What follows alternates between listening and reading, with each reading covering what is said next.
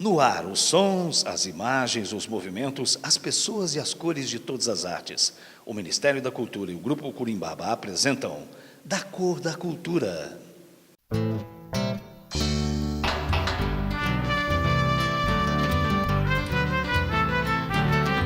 Os matizes da arte, quais são? Amarelo, ouro e sol, céu, anil, temperos mil, da cor da cultura. Vermelho do sangue pulsante, preta a cor dos olhos seus, e as matas verdes também são da cor da cultura. O branco emoldurando reflete toda a graça da mistura.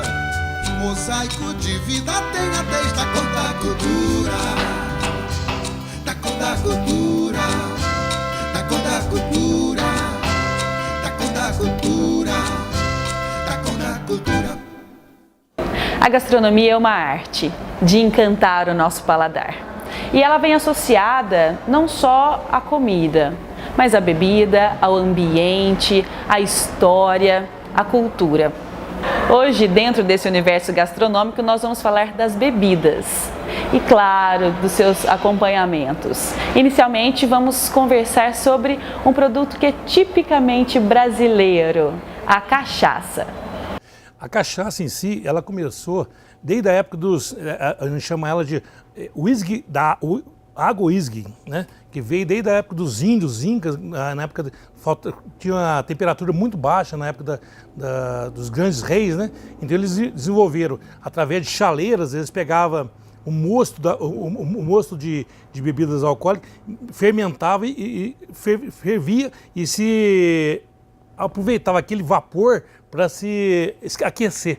Aí depois, de acordo com o tempo, foi surgindo os árabes que desenvolveram aquele primeiro equipamento de destilação de cachaça, que na época não era cachaça, eles chamam lá de araque, que é a cachaça árabe, né? Que é adicionada com anis, uma série de coisas. Então na Escócia hoje produz o whisky, na Itália produz a grappa, em Portugal produz a garapeira e o vinho, né? E no Brasil a cachaça. Então a cachaça basicamente é feita de cana. A cana que vem oriunda da Ásia para o Brasil, né? Foi a primeira cultura de agricultura para o Brasil recebeu. Então até o momento só produzia só açúcar. Depois que se trouxe essa cultura de cachaça. Quando você vai destilar uma cachaça, primeiro que você tem que estar 24 horas no processo. Você moe a cana, aí deriva aquilo que a gente chama de mosto, que é o líquido da moagem. Ele vai para alguns tonéis de aço, e ele junta com essa levedura, ou seja, são bacilos, lactobacilos, que vão comendo esse açúcar, vão comendo e transformam ele em líquido de álcool. Você faz a garapa, você produz a garapa, põe no mosto de maturação e põe-se o fermento. Algumas pessoas usam milho, outras outro fermento. O que a garapa te dá? Te dá o açúcar. Esse fermento come aquele açúcar e te devolve o álcool. Quando essa função para, e ele quando está nesse processo de ebulição, ele chega a ferver em cima mesmo, que é o processo dessa transformação. Aí ele vai para o alambique, ele é transportado para o alambique. Tá? E ali com a temperatura, por exemplo, nós temos uma temperatura, o fogo a caldeira, que controla a temperatura. Depois que aquele mosto é feito, tira-se aquele excesso de mosto que chama vinhoto, que volta para a agricultura, que é um excelente adubo. Aquele mosto ele é fervido e sobe na coluna de destilação. Nas primeiras gotículas que saem, nós chamamos aquela primeira cachaça de cabeça. Essa cabeça, o produtor de cachaça geralmente não vende muito ela, porque ela sai muito alcoólica. Ela sai com um teor alcoólico de 55%. Você tem que cortar essa parte que tem uma graduação muito alta, e você começa, a partir de um determinado ponto, a aproveitar ela até o ponto onde a graduação é muito baixa. Aí é que chega no coração, que é o meio da destilação, esse coração é o que veio para a mesa do consumidor. Então você corta aquilo que a gente chama de cabeça e de cauda e aproveita o coração. Aí entra o mestre lambiqueiro. É ele quem, através da temperatura e do controle de graduação, é que sabe quando ele elimina a ponta e sabe quando aproveita o meio e corta a ponta, a cauda, né? A parte final. porque aí ela já tem uma graduação muito baixa, não interessa. Esse feeling, ele varia de alambiqueiro para alambiqueiro. É por isso que a cachaça tem assinatura de sabor. Essa calda é vendida como um produto subsidiado, que chega a ter 24%, 25% de álcool, onde ela é temperada com outros produtos, que faz quentão com essa calda, faz vários outros produtos.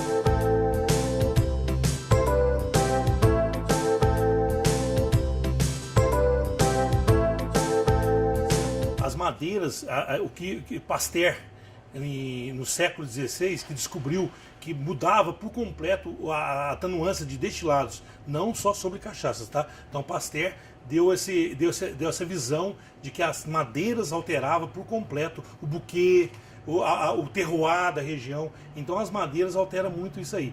Então no Brasil, então, o carvalho inglês, que é as barricas de uísque inglês, é que usado em todo o Brasil. Só que as madeiras, o que acontece? Veio para regionalizar a cachaça. O amendoim, por exemplo, é uma madeira tipicamente do Nordeste.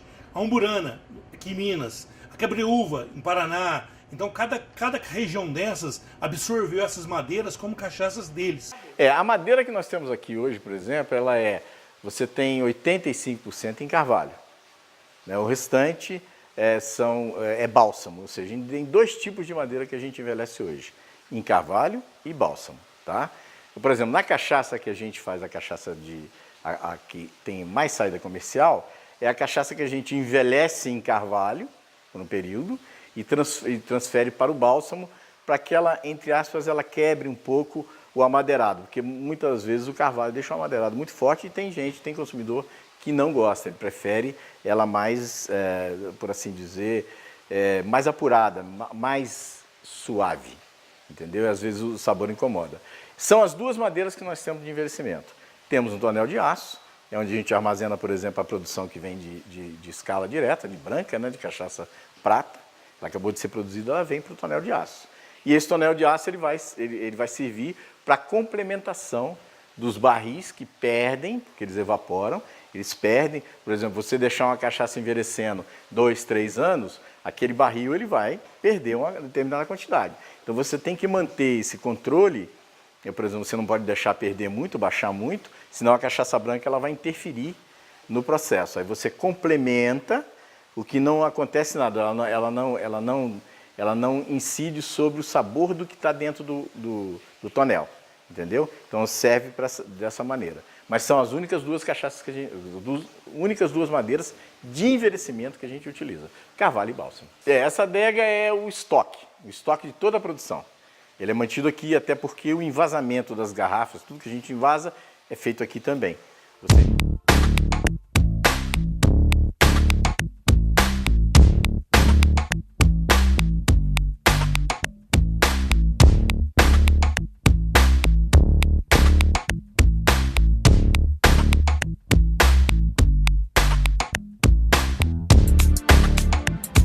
Hoje em dia, até com relação à taxação de impostos, taxa-se imposto sobre pinga. Aguardente é um processo entre cachaça e pinga. Então, aguardente, olha que você vê escrito no rótulo lá, aguardente é uma pinga com adição de cachaça. Então ela virou um aguardente. E a cachaça é um processo totalmente artesanal.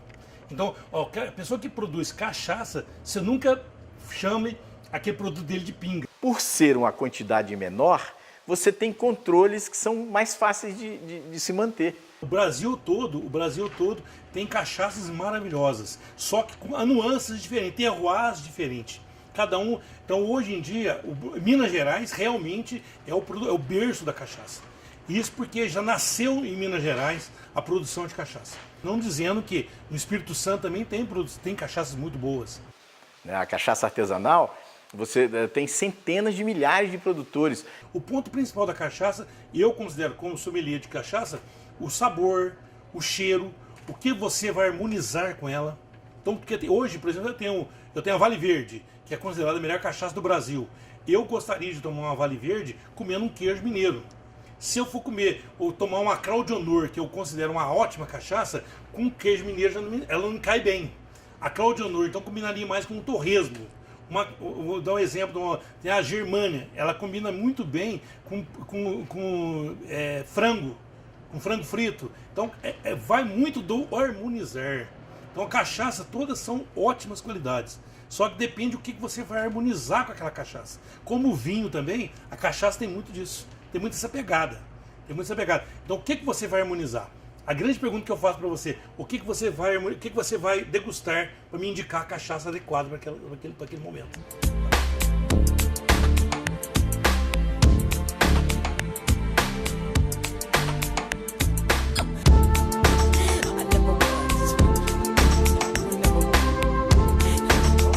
Mas é alguma coisa que você se envolve com ela, você se apaixona por ela.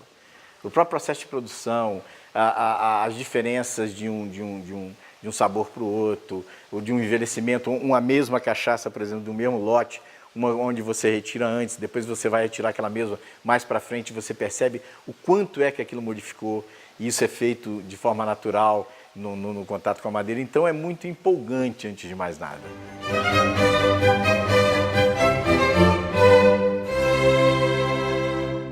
Estamos apresentando Da Cor da Cultura. Um brinde.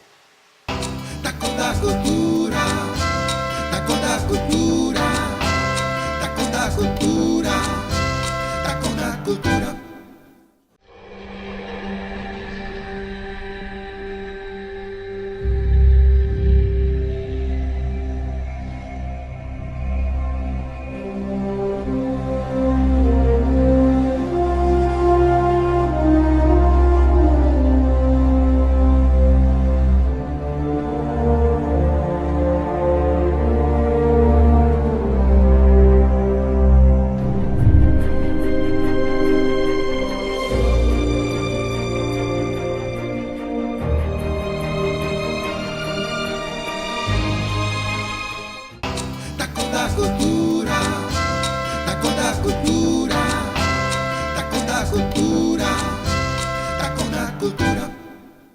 Além de apreciar as bebidas, hoje as pessoas têm a possibilidade de produzi-las, de experimentar fazê-las.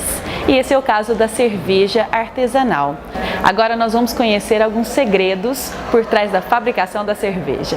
A principal diferença é o meio de processo, como ela é produzida. A artesanal, como se diz, é de maneira mais artesanal, mais elaborada, mais demorada.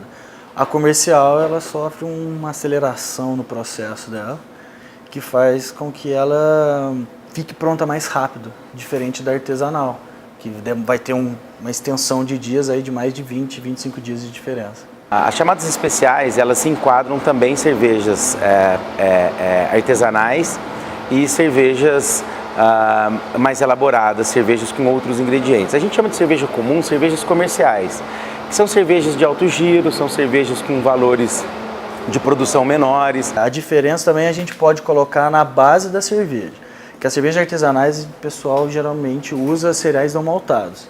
Alguns podem colocar aveia, alguma outra coisa, mas como um incremento de uma receita específica, mas não como base da cerveja dia a dia. Então essas cervejas especiais que a gente fala tem 4 ingredientes básicos, que é a água, o lúpulo, a levedura e o malte, certo?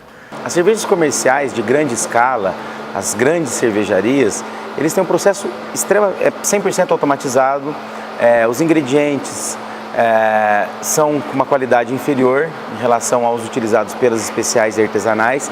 Isso não quer dizer que são ingredientes ruins, tá? São ingredientes que utilizam na sua grande parte milho, que barateia a cerveja, e são feitos por equipamentos. Apesar das artesanais trabalharem com equipamentos de primeira qualidade, equipamentos aprovados, equipamentos de inox que são necessários, mas a gente precisa ficar em cima do processo todo.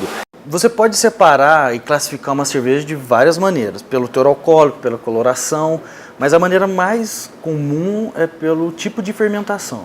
E aí a gente tem as ales e as lagers. Então as ales, a temperatura da fermentação vai entre 18 e 23 graus e as lagers de 8 a 13.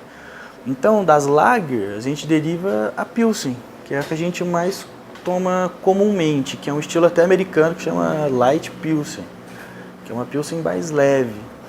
E a Pilsen, a Oktoberfest também é um estilo, e a Bock também é um estilo de lager. O resto tudo é ale. Então, as cervejas de trigo são ale, as India Pale Ale, as Pale Ale, as Stout, as Porter, as Dark Strong Ale, as receitas belgas, trapistas, quadruple, são todas ale.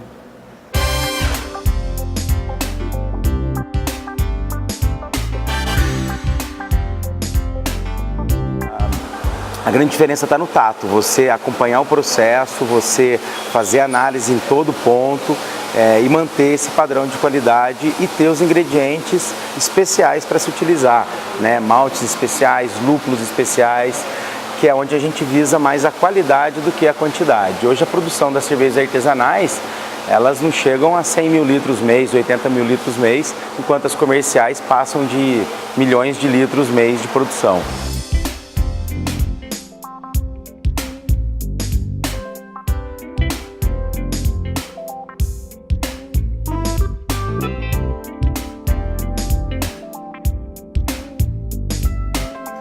A cerveja artesanal no Brasil ela ainda não é 1% da cerveja consumida comercialmente, mas estamos desenvolvendo, né? O Brasil ele é o 26º país de consumo de cerveja por habitante. O primeiro é a República Tcheca, Irlanda e o Brasil em 26º. Mas percebe-se que esse mercado nacional tem crescido muito. Hoje o Brasil ele está começando essa cultura cervejeira, começando coisa de 20 anos para cá, né? Está forte nos últimos 10 anos. E o cervejeiro caseiro, eu sou um cervejeiro caseiro. Muitas micro cervejarias e cervejarias artesanais começaram como caseiro. Qual que é a diferença hoje de uma cerveja caseira para uma artesanal? A caseira também pode ser considerada artesanal, sim, né? Você prepara ela com as mãos, o olho do cervejeiro, né? Todo o cuidado. A grande diferença é que uma cerveja caseira ela não pode ser comercializada. A cerveja caseira muitas vezes é muito bem feita, com bons equipamentos, com muito cuidado, porém ela não tem o registro do Ministério da Agricultura que uma cerveja artesanal registrada tem. Essa é a diferença, né? A cerveja artesanal, no caso de uma micro cervejaria, ela tem uma empresa aberta, né? Ela recolhe os impostos e ela tem o registro no Ministério, uma fiscalização do Ministério da Agricultura para poder comercializar. Mas a cerveja caseira é ela que difunde essa cultura cervejeira. Ela é necessária e a gente reforça e promove essa cultura cervejeira com os cervejeiros caseiros. A maioria começa assim, começa em casa, aprendendo, faz uma receita boa e depois leva para uma micro cervejaria, que ainda é industrial, mas ainda respeita os passos artesanais de cerveja, de fabricação de cerveja, respeita os tempos de preparação, de fermentação. Até hoje eu faço a minha cerveja de panela, alguns testes são feitos na panela, né? É claro que não são comercializados, mas são feitos esses testes para a gente poder passar para uma produção um pouco maior.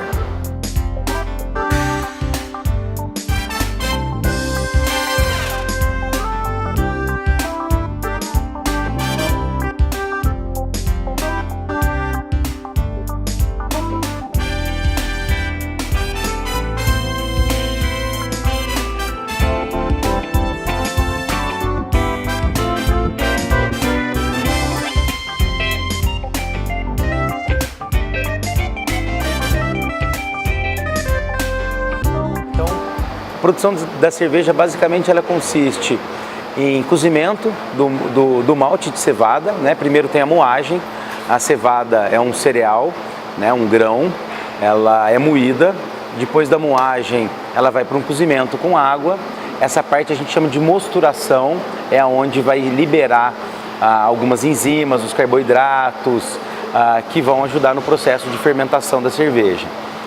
Feito o cozimento, feito a mosturação, né? E cada estilo de cerveja também ela tem rampas, nós chamamos de rampas de temperatura. Algumas rampas, algumas paradas em determinadas temperaturas vão definir também algumas características na cerveja. Depois desse ponto ela vai para a tina de clarificação, que seria uma panela com uma peneira, onde nós fazemos a recirculação do líquido, que é o chamado mosto, que já seria a parte rica que nós precisamos da cevada. Nós fazemos uma limpeza, o próprio bagaço, que é o que cozinhou antes, ele vai formar uma torta dentro dessa panela e vai fazer com que o líquido fique mais límpido por conta do próprio filtro que ela proporciona. Feito isso, todo o líquido vai para uma terceira panela. Nessa terceira panela é a panela de fervura. É onde nós vamos fazer 2 processos com a fervura. Adicionar os lúpulos, que vão dar as características de sabor e amargor na cerveja, e esterilizar o mosto, porque a fervura é feita a 96, 97 graus, uma fervura intensa, e isso esteriliza o mosto, faz com que ele se torne próprio para evitar qualquer contaminação. Então são 2 etapas importantes essa fervura. Feito isso, nós resfriamos a cerveja pelo resfriador, né? Tem um resfriador, ela é enviada para o tanque de fermentação e maturação, e esse tanque é onde acontece a fermentação, né? Seja uma lager com leveduras que vão fermentar a baixa temperatura, seja uma ale para fermentar em alta temperatura. Mas o processo de todo estilo de cerveja é esse daí: cozimento da cevada, filtração do bagaço, fervura com o lúpulo, resfriamento e envio para a adega, né? E na adega ela vai ficar o tempo determinado do estilo da cerveja, né? Ela vai fermentar durante alguns dias, produzir o álcool e depois ela vai maturar, que é melhorar, aprimorar o sabor da cerveja. Passado esse tempo, a cerveja está própria para o consumo. Aí ela começa a virar cerveja. Até ela chegar no tanque, ela não é cerveja ainda, é o mosto. Não tem álcool, não tem gás. Em toda essa parte do processo, nós tiramos amostras e fazemos análise da cerveja para ver se está ocorrendo tudo bem, se teve a açucaração necessária, se está na densidade ideal para o estilo da cerveja, né? Isso é feito para poder ter um padrão de qualidade da cerveja. O mestre cervejeiro ele vai elaborar toda a receita e um acompanhamento. O sommelier em cerveja ele vai definir se aquela cerveja feita pelo mestre cervejeiro se enquadra na característica que ele quis. Se a IPA dele é realmente uma IPA, ou ela é uma English IPA, então é uma IPA sem muito amargo e mais malte, ou é uma American IPA, então é uma IPA voltada para o estilo americano, super lupulada, super aromática. Entendeu? Então esse é o principal trabalho do sommelier, é julgar a cerveja e ver se ele realmente se enquadra no estilo que ele se propôs. Hoje a cerveja é a bebida mais versátil do mundo. Você consegue muitas variedades seria o mesmo ingrediente, água, malte e lúpulo, né, e levedura. Mas você tem lúpulos diferenciados, leveduras diferenciadas que vão proporcionar isso daí, né, coisas que outras bebidas têm uma limitação, você não tem como produzir outros estilos a não ser, né, aquelas que a natureza te oferece. Agora a cerveja você já consegue, eu acho que isso que é apaixonante na cerveja. Eu recomendo todo mundo começar a fazer essa cerveja em casa também, que é um caminho sem volta, é muito bom.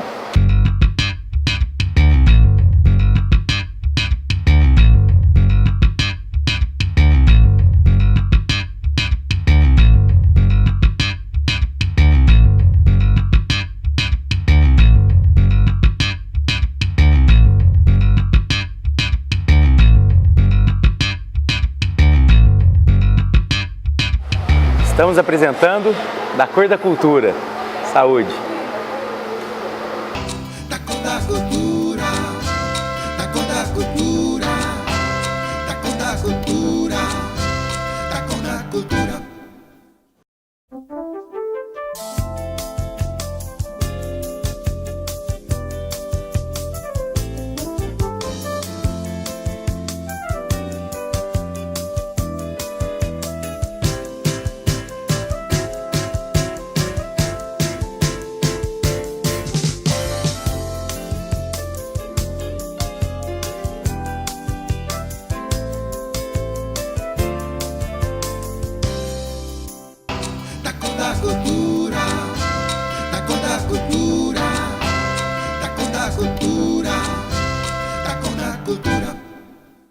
O vinho é uma bebida milenar. Ele acompanha a nossa história, as religiões, acompanha as culturas. Nós vamos saber um pouquinho mais de vinho para você aprimorar as suas escolhas e também harmonizar com as suas comidas favoritas. O vinho ele vem desde a Mesopotâmia, a gente está falando assim de 7, 8 mil anos antes de Cristo. Passou pelos egípcios, quando tinha lá o deus Dionísio, depois passou por Baco, o deus do vinho na época dos gregos. Aí veio todo o Império Romano, a era de Jesus Cristo, transformou a água em vinho. Passado aí entrou o Império Franco, e depois do Império Franco veio os navegantes, por exemplo, surgiu o vinho do Porto, quando os navegantes saíram para descobrir as Índias e tal. Eles queriam tomar vinhos e eles queriam buscar informações em como fazer o vinho durar nessas viagens. Então criaram assim o vinho do Porto, um vinho fortificado, né, um vinho que recebe um aguardente vínico. E atualmente a gente fala o Velho Mundo versus o Novo Mundo. O que é o Novo Mundo? Todos os países colonizados. A gente tem aí Brasil, Uruguai, Chile, Argentina, África do Sul, Austrália, Nova Zelândia, Estados Unidos. São países que foram descobertos pelo Velho Mundo e que trouxe um novo conceito de produção de vinho. Na hora da pessoa escolher um vinho,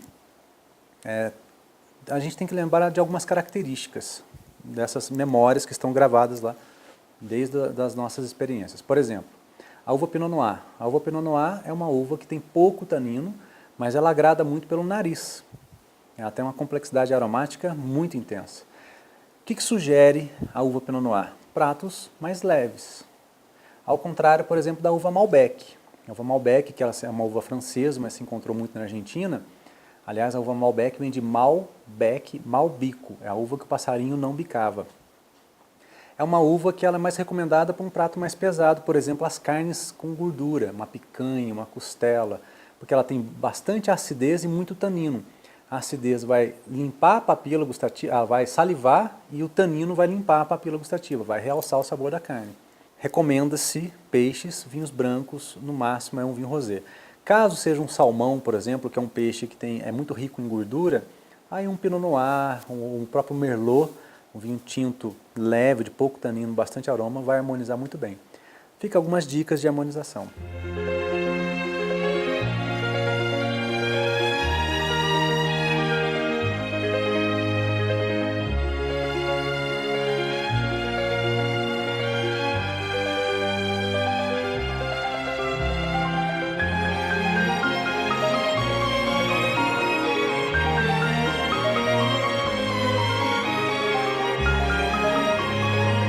Então, brusqueta se come com a mão. O italiano gosta de falar com as mãos, gosta dos gestos com as mãos, então é tudo fácil, tudo simples, né?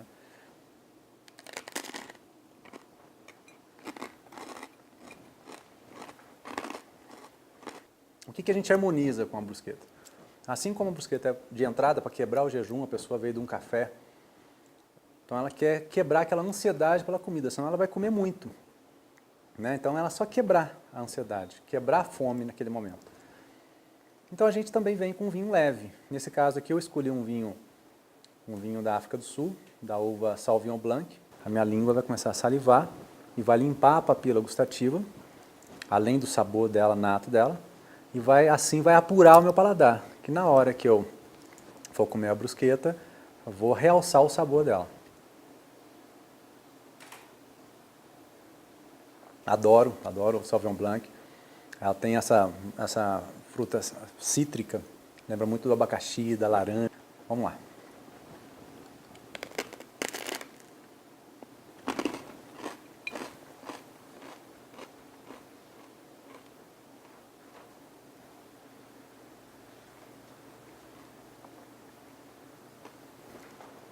Então aí está o equilíbrio, que é o equilíbrio entre o prato e o vinho.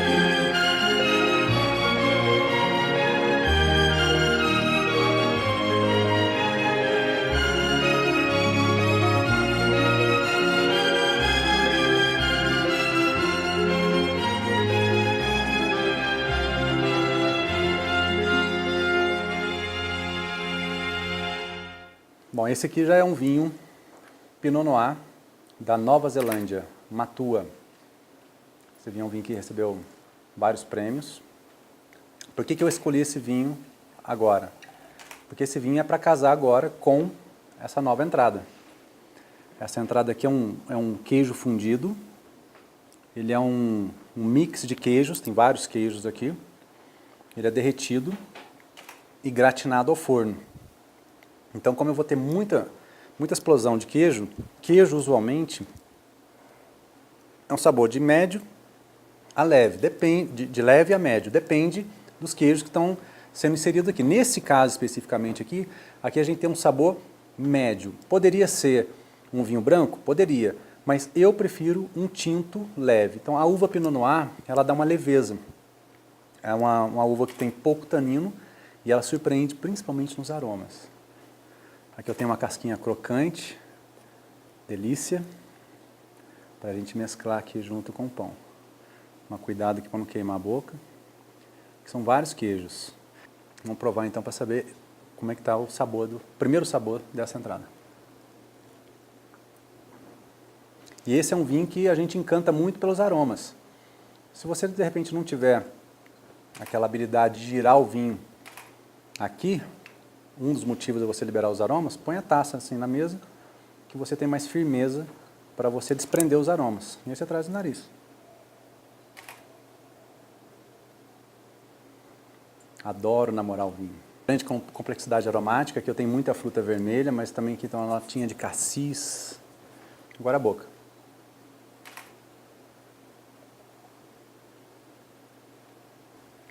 Um equilíbrio entre doçura, acidez, o amargor quase zero de amargor, uma acidez controlada, não tem uma acidez acentuada. Agora vamos à harmonização. Aqui o pão com o queijo fundido e o vinho.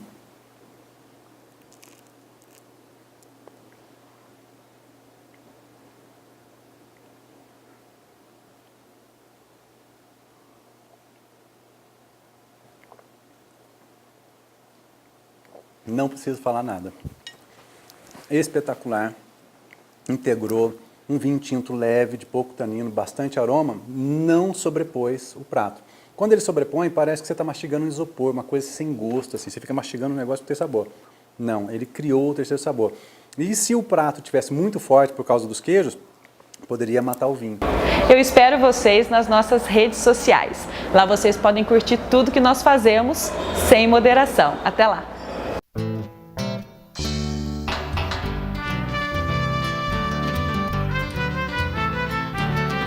Os matizes da arte, quais são? Amarelo, ouro e sol, céu, anil, temperos mil, da cor da cultura. Vermelho do sangue pulsante, preta a cor dos olhos seus, e as matas verdes também são da cor da cultura. O branco emoldurando reflete toda a graça da mistura.